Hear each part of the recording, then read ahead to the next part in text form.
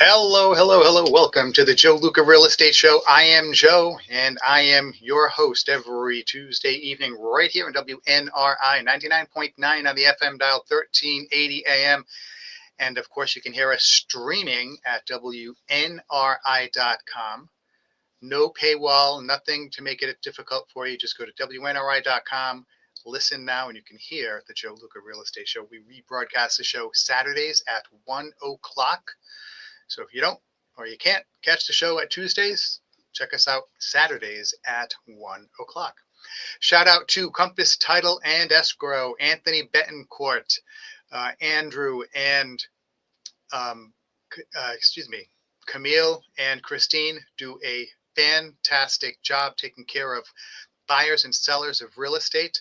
We had them on the show a couple of weeks ago, and we're fortunate to have a relationship. They had some great classes they offered to realtors last week down at the Crown Plaza. I learned an awful lot about 1031 exchanges and title issues that could make it difficult for closings. And then also they had a guy there talking about AI, and AI is the latest thing. Well, not the latest thing. It's the newest thing that everybody is saying could disrupt, could harm, could adversely affect the real estate industry. But in my opinion, from what I've learned about it, at least in the short term, it's going to be enhancing not just the business of real estate professionals, but I think all small business people, because one of the things we never have enough of is time. And, by utilizing AI in a strategic manner, it can really save a lot of time. Sometimes you've got to write that email and you'll waste 10, 15, 20 minutes getting it just right. So it isn't too short, isn't too long, has the right tone. You can spit that email, type it into one of the AI platforms, and then it will give you variations on what you want to say. They can save a lot of time. So that's just one way. There are a lot of other more, technical ways that it can help too that I don't want to get into now. But that was one of the things we learned about last Thursday, thanks to Compass Title and Escrow and Anthony Betancourt. Also, Vern Rainville. Vern is a public insurance adjuster. He's licensed by the state of Rhode Island to work for you, the property owner, not the insurance company. So if you have a claim, you think you have a claim, think you had a claim, even, 4, 5, 6, 7, 8, 9 months ago, give him a call, 484-300-8495. Again, 484-300-8495. And Vern Rainville will help you out and at the very least answer questions for you and give you, kind of a little, peace of mind with the problem. Okay. He's very honest, very knowledgeable, very experienced. That's Vern Rainville, public insurance adjuster for you, the property owner, not for the insurance company. 484-300-8495. Vern Rainville, public insurance adjuster. Please give him a call. He's helped out my colleagues, my friends, myself. He does a great job. Great job. So without further ado, the real estate market. This show, I try to talk about things that are timely and educational for you, the consumer, whether you are a homeowner, a prospective homeowner, someone who's renting but wants to participate in the American dream someday, or you're actively buying now or actively selling now or contemplating selling your home. I try to provide a lot of information that is easy to understand, and sometimes interpreting some of the headlines so that they are not misconstrued. Okay, we frequently talked about, home prices compared to home sales. You can have both of those be going down, and it can be good, it can be bad. You can have one going up, one going down, and it can still be good. Okay, so we're going to talk a little bit about the economic headlines from the past week that have to do with the economy in general, the Fed, housing, etc., and of course banking. I want to talk a little bit. I go to my trusty Mortgage News Daily every week for you guys, and the rates today, 6.35 for a 30-year conventional fixed rate, FHA 5.93, the VA, those are all 30-year mortgages. FHA 5.93, 30-year VA 5.95. These are still lower than they've been, but they're a smidge higher than last week. Last week we were at, I think, 6.32 or 33 for the conventional, and then 5.91 and 5.93 for the FHA and VA. So they're a teeny tiny bit higher, but they're still lower than they've been because, again, we are in the high fives, which is a good thing. Okay, I think we're going to continue to trend down, but we'll see because, of course, the Fed is meeting this month, and we're going to see what they have to say. I want to dive into the latest economic headlines, what they mean for the real estate market. We'll discuss insights from the Federal Reserve, Jamie Dimon, who's the head of JP Morgan, and then some other top economists in the industry. So let's get started. The current state of the economy. Recently, Jamie Dimon, the CEO of JP Morgan Chase, shared his concerns about the economy. He was on Maria Bartiromo the other day, and he mentioned that the economy is, weakening, his word, and that there's a lot of uncertainty due to factors like tariffs, shifts in immigration policy, and geopolitical challenges. He also warned about the potential for stagflation, which is a combination of high inflation and stagnant economic growth. So you've got a flat line for economic growth, and then you have inflation, the prices continuing to increase. So I've spoken about this in the past, and I acknowledge that, the tariffs, interest rates, uncertainty about the economic prognosis, those are things that are kind of prompting people to hit the brakes, slow down, or at least, take their foot off the gas with regards to spending money and buying houses. Now, if you look at the stock market has been hitting records. So people are still buying stocks.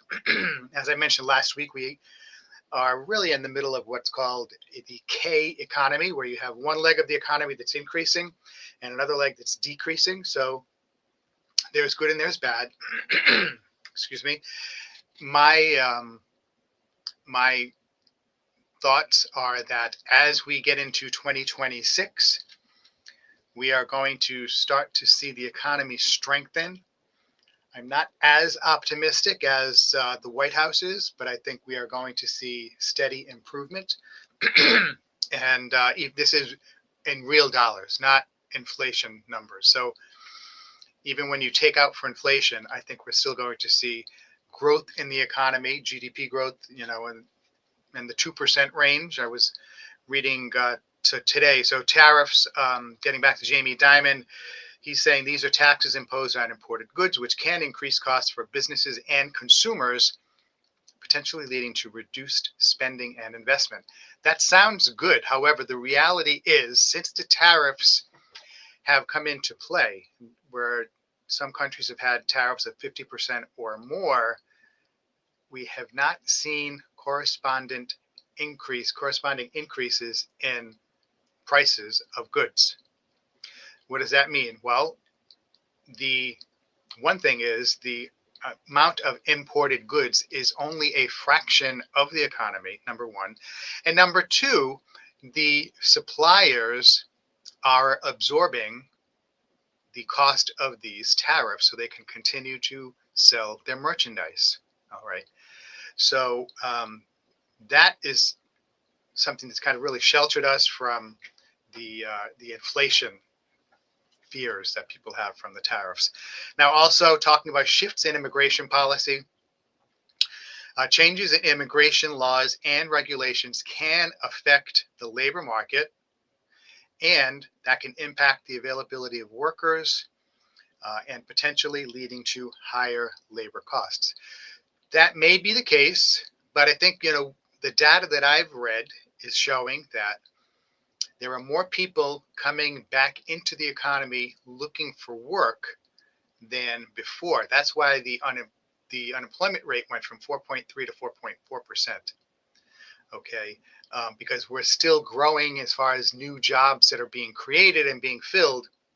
That's still a very positive thing in our economy right now that we're going through. So, folks, if you have any thoughts you'd like to share with me on this, 401-769-0600 is the number to call, and we can chat about this.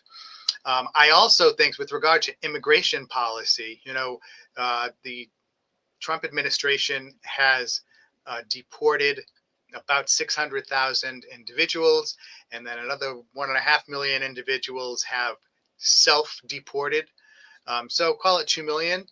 That I think is definitely going to impact the demand, the occupancy level for a lot of rental housing. I don't think that the home prices and shortage of homes for sale has been impacted by illegal immigration, but I think apartments definitely, because these folks do have to live somewhere, and they have been scooping up apartments that American citizens haven't been able to buy. So now that there's less demand, maybe we'll see at least a flattening and hopefully a decline in rental rates, because I was just talking with some folks this morning, and it's a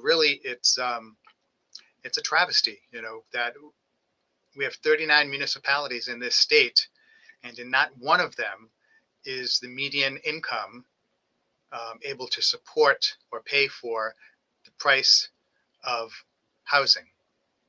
Let that sink in. Okay, so that means you have to take extraordinary measures to pay to keep a roof over your head. Either bring more people in to live with you, get a second or third job. It's challenging. It's challenging.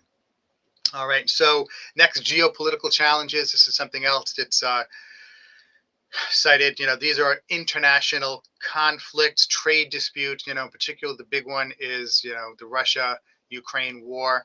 That's been a huge siphon off of dollars. Hundreds of millions of dollars have been sent to the Ukraine, both in actual cash as well as materials, and that can impact the certainty-uncertainty balance. Okay, and it can certainly there's a great potential for it to disrupt economic stability. So these are things that Jamie Dimon was citing. Then he also talked about stagflation, when you have inflation, so prices of goods are increasing, but the economy is not growing. Okay, what does that mean? So there aren't more people working in factories making more widgets. They're making the same number of widgets, but the cost to build those widgets increases. Fuel costs might be higher.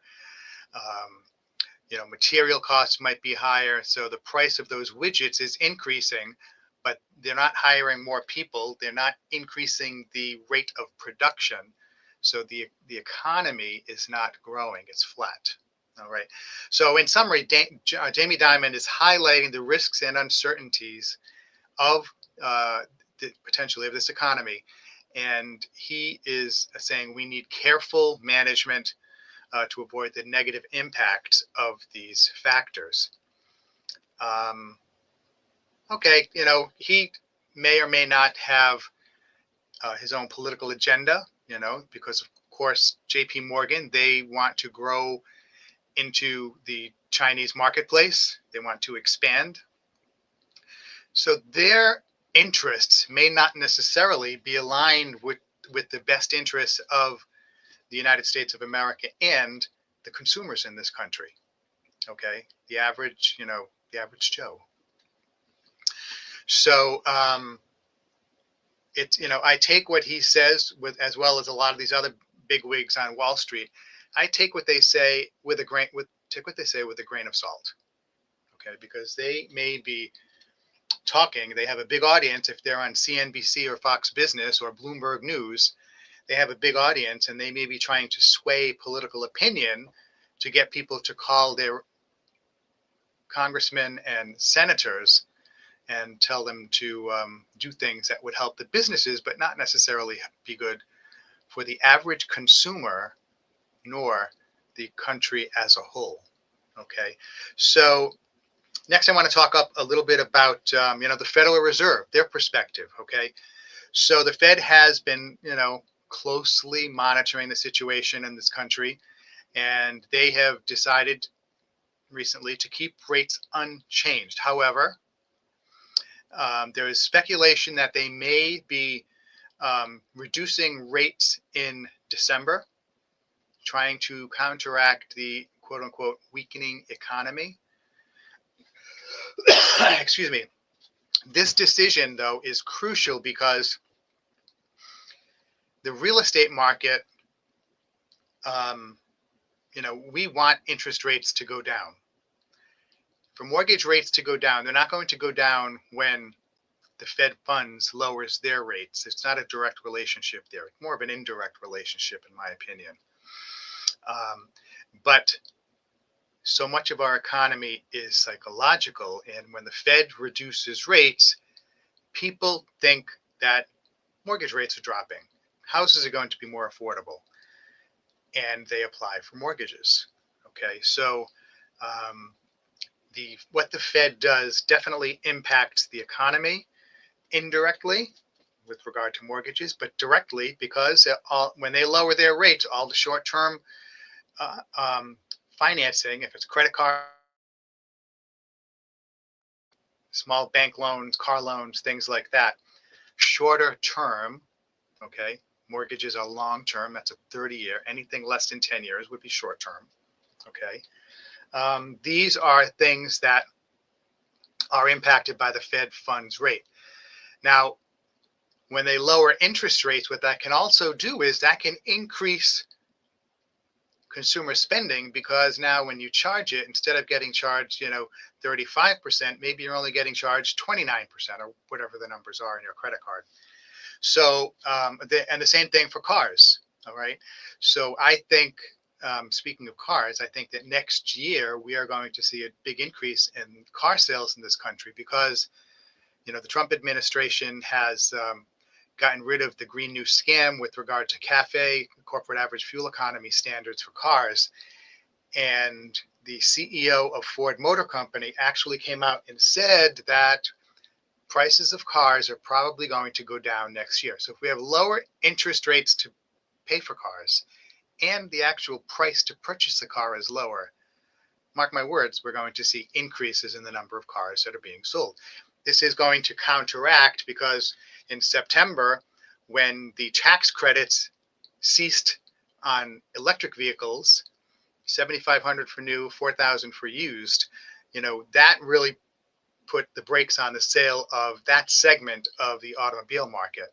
So I think that's going to be more than offset by the reductions in the internal combustion engine cars, as well as the ease with which people are going to be able to finance these cars. I don't want to say ease, maybe that's an overstatement, but it's going to be easier for consumers to pay for these cars. Okay, savings and investments. On the flip side of lower interest rates can reduce the returns on savings accounts and fixed income instruments. So, yeah, that's true. But in all honesty, rates are so low now. I don't think that it's really going to discourage the savings rate.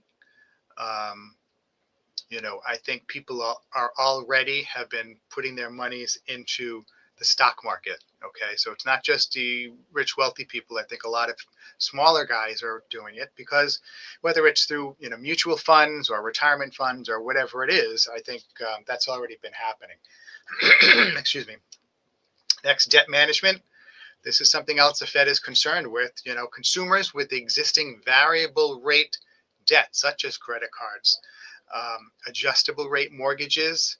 If you have a shorter term adjustable rate, lower rates can affect those by reducing the cost of servicing these debts. Okay, paying those debts. So the Fed's decision overall, to lower interest rates aims to counteract the air quotes weakening economy by making borrowing cheaper. Now, if the economy isn't really weakening and they lower interest rates, then what's going to happen is we're probably going to see a huge shoot up in growth of the economy. And that could prompt inflation because we'll have, just like with housing, more buyers chasing a fixed amount of goods. Okay. But the difference is, if we need to make more widgets to factories, it's quicker to get a factory to start producing more widgets than it is to get builders to build more houses. Okay. That is what's called elasticity in economic terms. So factories can respond much more quickly than builders can. Now, the real estate market. What does all this mean for the real estate market? With the economy showing signs of, of allegedly weakening and the potential for lower interest rates, we may see an increase in home buying activity. I am anticipating that just because, look, we have a pool of buyers that are not being satisfied by the inventory of homes available for sale. And we've talked about this before, the 9 million adults that between 18 and 34 that live at home. Some of those folks next year are going to say, hey, you know what? I want to go out and buy my own house. Okay. Whether it's 0.5%, 1%, whatever it is, that could very quickly impact the housing market. Okay. So for home buyers, lower interest rates will help because it'll make it easier to afford a house, but it will hurt because it's increasing the competition from other buyers, because now more buyers can qualify to buy a home because rates are lower. All right. So that would be a negative impact. So one thing can have a positive impact and a negative impact on home buyers. Now, if the labor market weakens and consumer confidence drops, then potential buyers may be hesitant to make large financial commitments like purchasing a home, even with lower interest rates. Some of that may be what we're experiencing now, why it's taking longer for homes to sell. You're seeing more price drops, okay, on prices of homes that homes are listed at.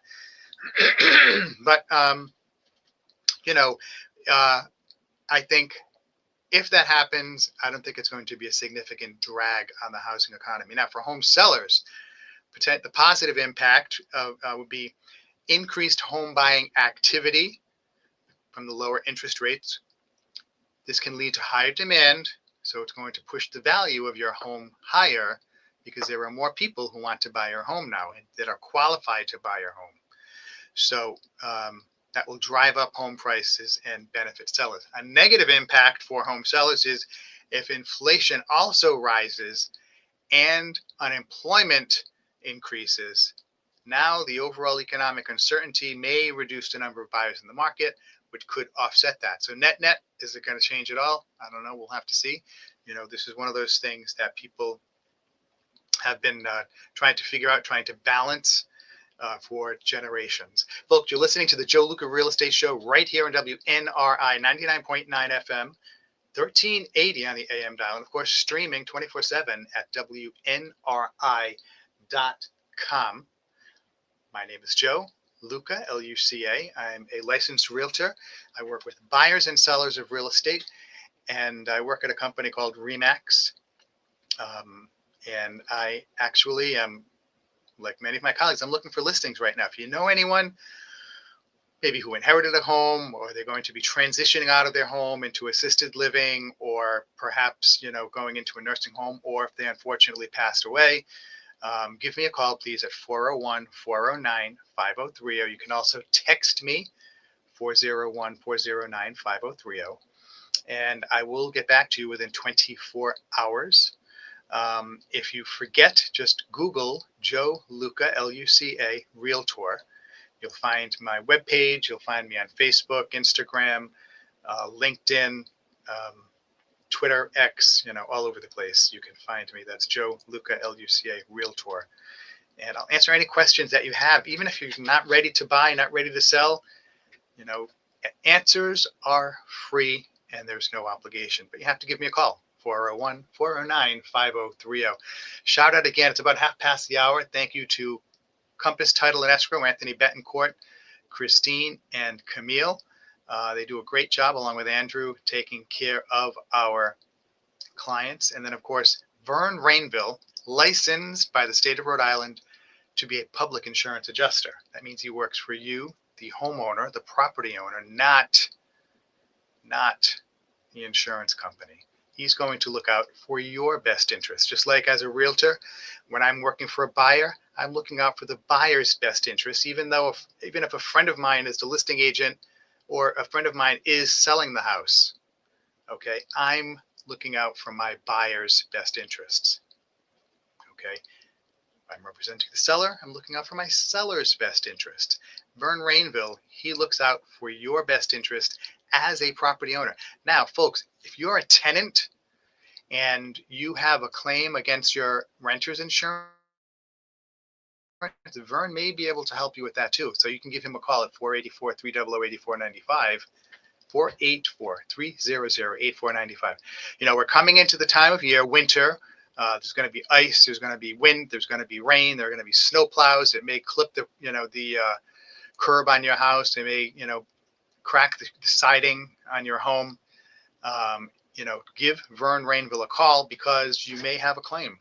Okay, and he'll be honest. If it's not worth putting a claim in, he'll let you know. Okay, he's worked with all of the major insurance companies. So give him a call, 484-300-8495. All right, so now for our listeners who are home buyers or real estate investors, I just want to point out some practical tips. They may be very obvious, but keep an eye on interest rates. Be prepared to act quickly, because if rates drop, you want to get on it right away, because they may not stay low. They may bounce back up. All right. If you are, going to be buying a home, remember, stability of employment. Lenders like to see 2 years in the same job. If you're self-employed, 2 years in the same industry. So if you're a self-employed hairdresser today, but a year and a half ago, you're a self-employed car mechanic, that's not going to cut it. They want to see 2 years being a hairdresser, 2 years working for the same company as an employee. Okay. Pay attention to that if you are a potential home buyer.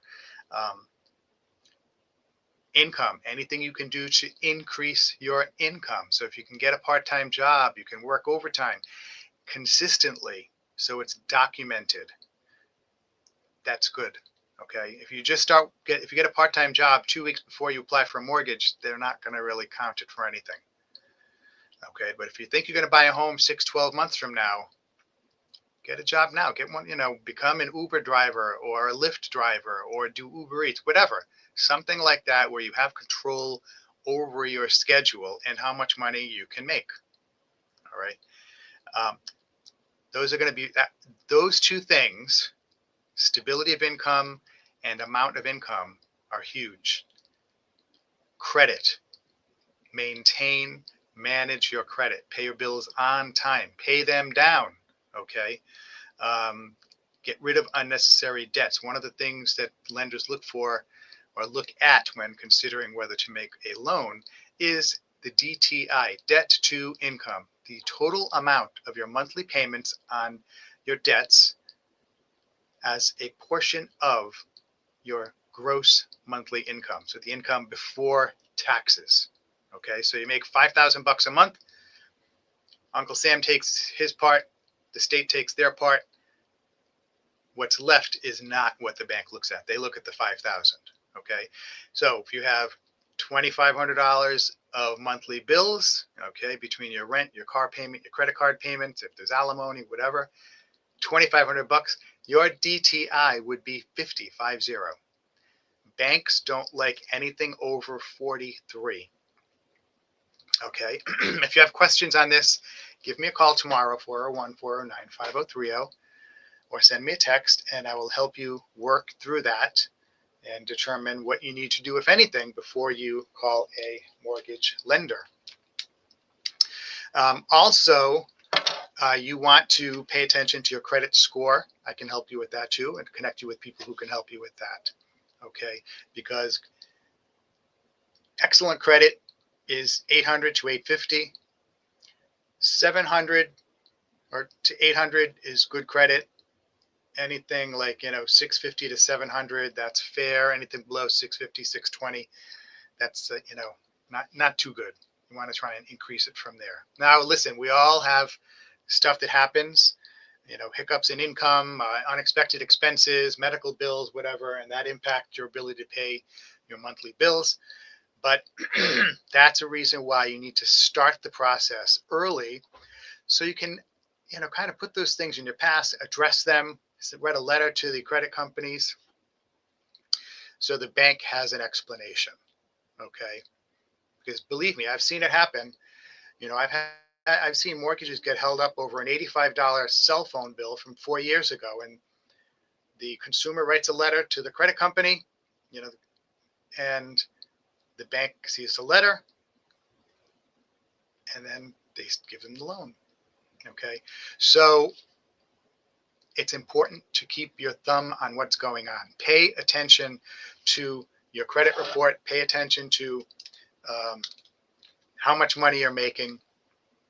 Lastly, stay informed on economic trends and how they might impact the real estate market.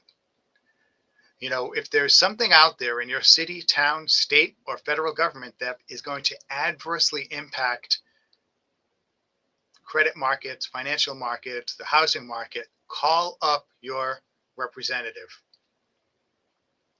whoever it is at this city, state, federal government. Complain.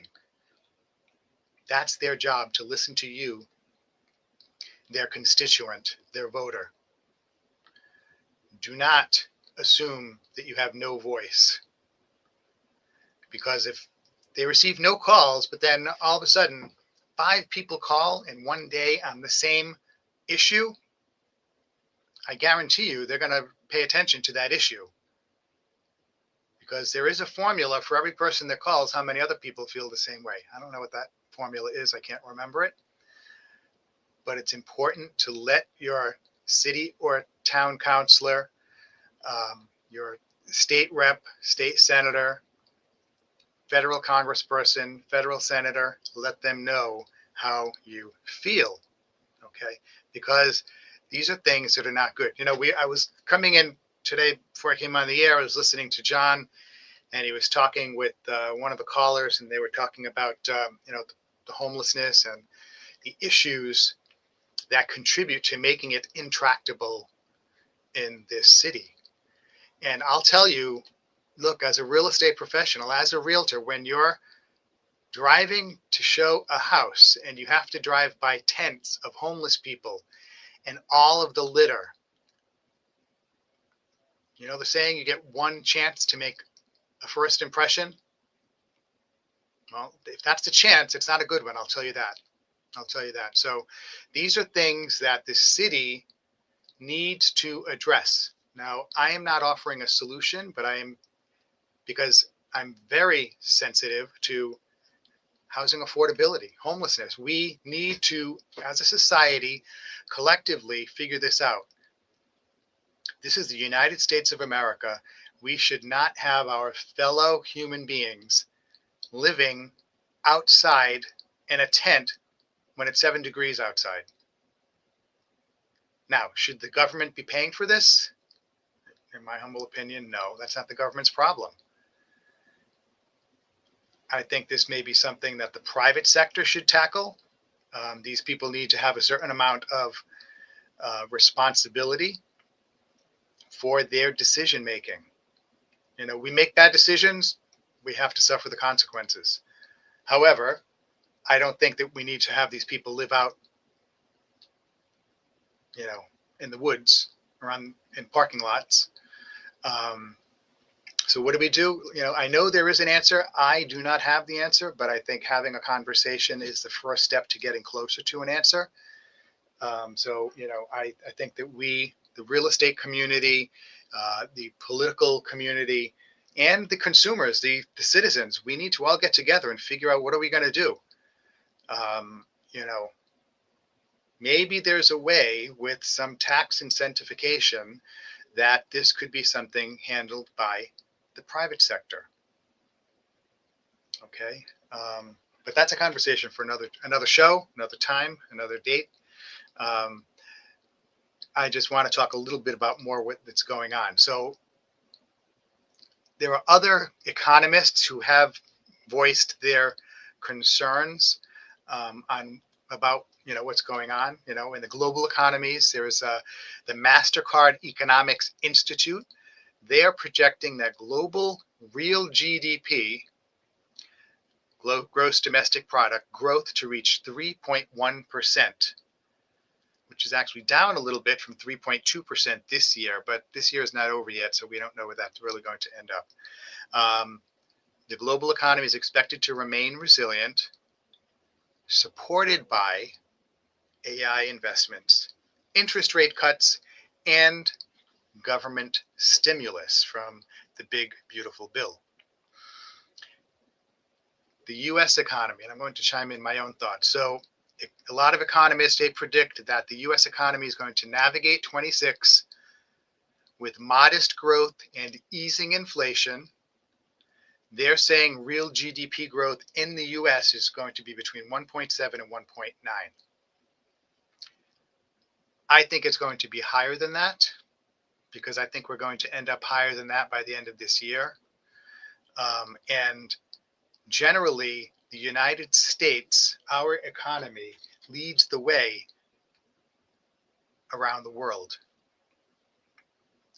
We are the leaders in AI right now. I think that's going to drastically increase our productivity. I think that it's going to help. I think if you are in an industry in which AI could adversely impact your ability to retain or find employment, perhaps you should be looking at other areas. I mean, the trades, those are all great. They're not going to be impacted by AI. AI can't bend wrenches. AI can't cut wires or strip wires.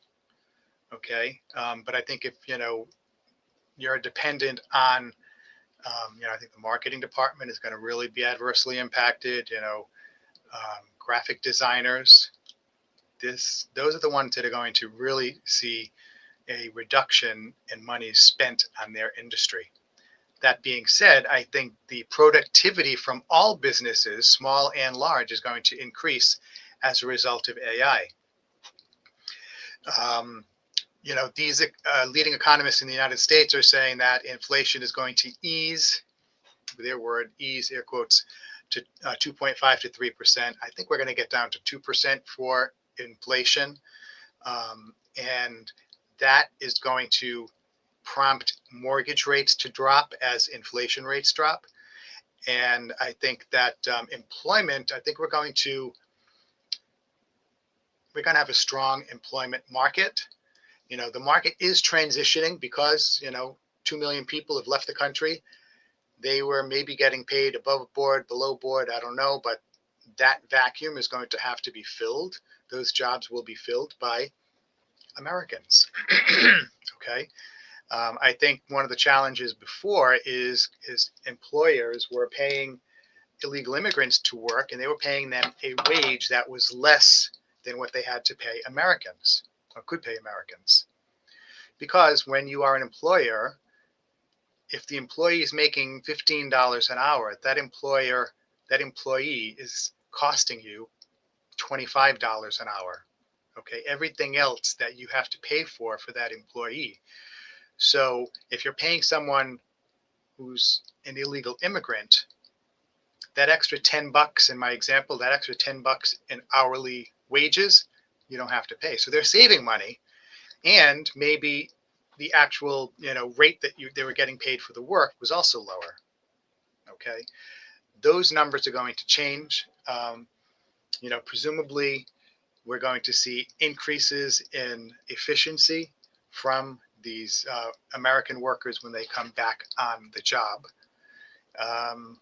Not to say that foreign workers are not good, but if you can understand the language and understand what you're doing more quickly, it's easier to get the job done. Okay.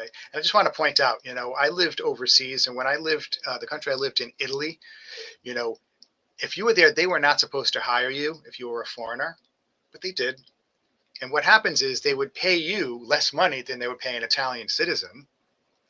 And if you needed a place to live, the landlord would charge you more money than they would charge an Italian citizen. So I'm sure that's exactly, what a lot of people have been experiencing in this country. That is all going to stop as more and more of these people self-deport. Okay, 2.5 times the number of people deported by the Trump administration. 2.5 times that number have self-deported. Okay, they accepted the payment offered by the government, and then they took themselves back home. This is going to be net positive. It's going to really free up a lot of apartments and help make rental housing more affordable. Okay. Yeah.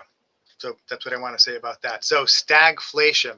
There's some economists who think there's a potential risk for stagflation. They're calling it a stagflation light, which is when we have GDP growth running below the 2% trend and inflation remaining uncomfortably high. Structural disruptions, demographic changes, immigration policies, these are all going to contribute. What the final outcome is going to be, we don't know. Okay. But getting back to housing, the housing market, the housing sales market is going to remain strong. It's going to remain vibrant. The direct impact from changes in immigration policy is going to be on the rental side. Now, maybe you say, well, if I'm a landlord, I'm not going to have tenants. Well, you probably are going to have tenants. They're just going to be different tenants. And maybe you'll have to reduce the rent a little bit. Maybe not. We'll see. We don't know. Okay. Market risks. Apollo Global Management, they have a chief economist named Torsten Slok. He says there are 5 primary market risks for 2025, including potential for stronger economic growth to create new inflationary pressures and the impact of global manufacturing.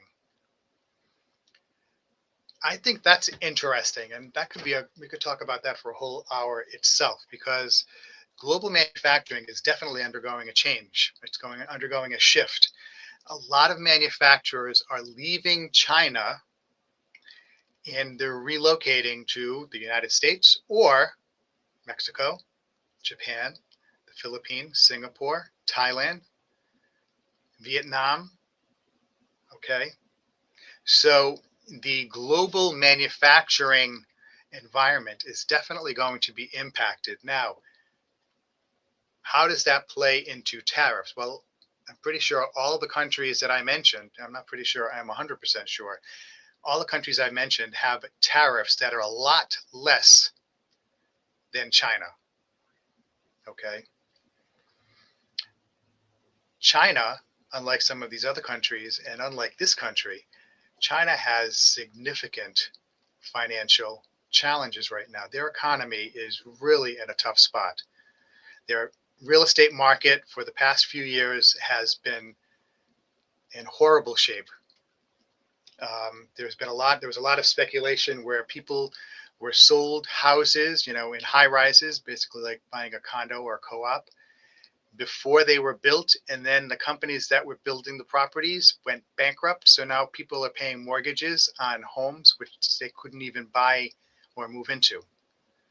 So a lot of those individuals, you don't hear about this in the mainstream press. A lot of those individuals, they're having protests and they're not paying those mortgage payments because they don't have a house. So you're paying rent and you're paying a mortgage and you can't move into your house. So China has had some significant issues with their economy for quite a while. And those are all going to be continuing for the foreseeable future because their economy is not growing as it should. Next, let's see, blind spots. Capital Analytics highlights several blind spots that could threaten U.S. economic growth, including higher tariff rates, net immigration losses, and cuts to the federal workforce. Kind of a little bit more of a rehashing from the previous ones, although they're saying cuts to the federal workforce. A lot of the people whose jobs in the federal workforce, they are being phased out. They're retiring. There are jobs that were already scheduled to go away. The jobs that are being outright eliminated are the ones where it was, NSAID, these non-governmental entities that were just taking hundreds of millions of dollars and just kind of, handing it out like candy around the world. Those jobs are going away and will not be replaced. So that will be a net saving. So when the government doesn't have to spend money, that's money that can go back into the economy and be spent by the private sector. When the government spends money, we don't produce anything. The government doesn't produce anything. So that means they're just taking money from consumers, from citizens, and then they're allocating that money on certain things. So if they're allocating that money to some non-governmental institution, non-governmental organization, and that organization is just using that money to hand out widgets in some foreign country, that means money that's being collected from taxpayers here is being exported to another country. If that money stops being spent, that keeps the money in this country. If the government, so then those monies can be used to pay down debt. Those monies can be used to reinvest in, infrastructure. When we're investing in infrastructure, what does that do? Oh, we have to hire contractors, construction companies to build the infrastructure.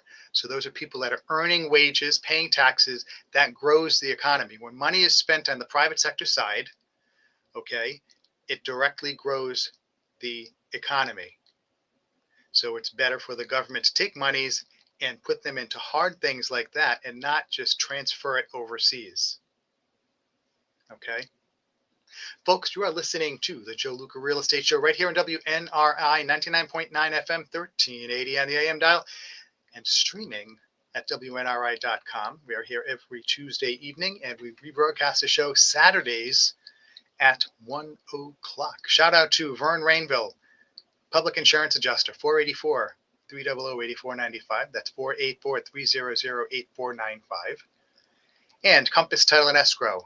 Anthony Betancourt does a wonderful job training his employees, training everybody over there to take care of buyers and sellers of real estate. They can help you with everything from 1031 exchanges, setting up LLCs. They have attorneys on staff who can handle your legal needs. That's Compass Title and Escrow.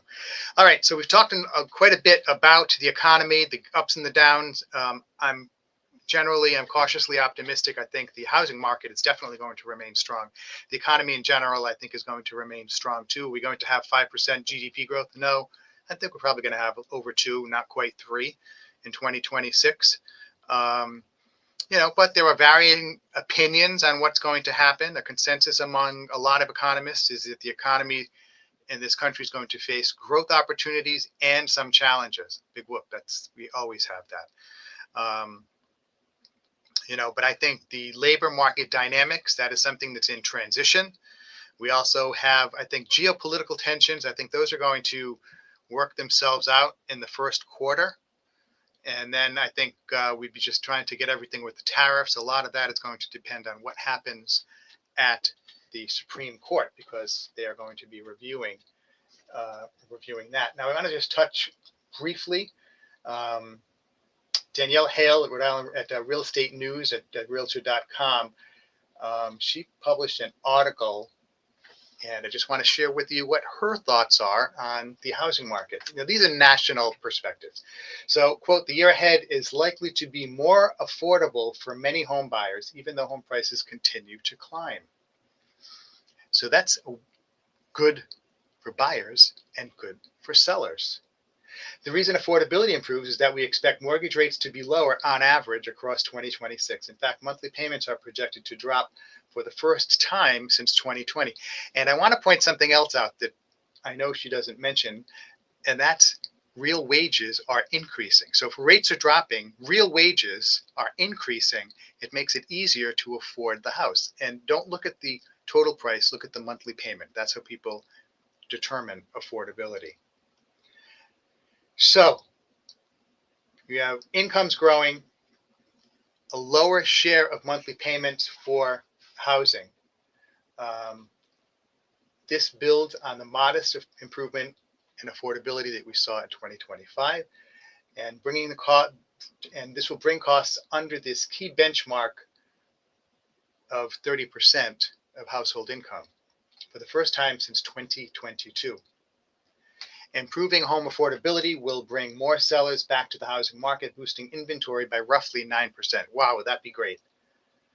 Buyers and sellers will more often meet in the middle, helping push transactions up a modest 1.7%. So let's do some quick math. I think we're going to end up at about 4.2 million homes for sale this year. So 10% will be 420,000, 1% will be 42,000. So what's that, about 70,000 more homes selling in 26? Yeah, I don't know. I seem to think that it's going to be a higher number than that. I really think it's going to be a higher number than that. She says for renters, she expects to see additional rent relief, though it's worth noting that both rental and for sale real estate markets continue to vary locally. Very true. And you can explore the trends in their Realtor.com 2026 housing forecast. If you go to Realtor.com, you'll be able to find that. But so that is significant, okay? I had not read this before 30 seconds ago. She's also saying that homes are going to be more affordable and because of interest rates, and she is somewhat bullish on the housing market, as I am, okay? So I think we have good news, things to celebrate when it comes to the housing market, or at least not be nervous about. If you want to sell your home or buy a home, of course, I can answer any questions. Please give me a call, 401-409-5030. It's Joe, Luca, Luca, RE/MAX Preferred. You can text me or call me at 401-409-5030. And again, there's no obligation for you to call or to work with me once you call, okay? But please call, answer any questions that you may have. Again, thank you to Vern Rainville and Compass Title and Escrow for being sponsors of the Joe Luca Real Estate Show. And we will be back next week, same bat time, same bat channel, for the latest update on what's going on in the real estate market here in Rhode Island, Northern Rhode Island, as well as nationwide. So if you have any questions, please give me a call, 401-409-5030. Thank you very much for tuning in, and I look forward to hearing from you next year. Next up, Rick Mernier, the old time preaching ministry. Stay tuned. This is God's word being interpreted by a smart man, my buddy Rick. So we'll be back next week, same bat time, same bat channel. Thank you. Bye-bye.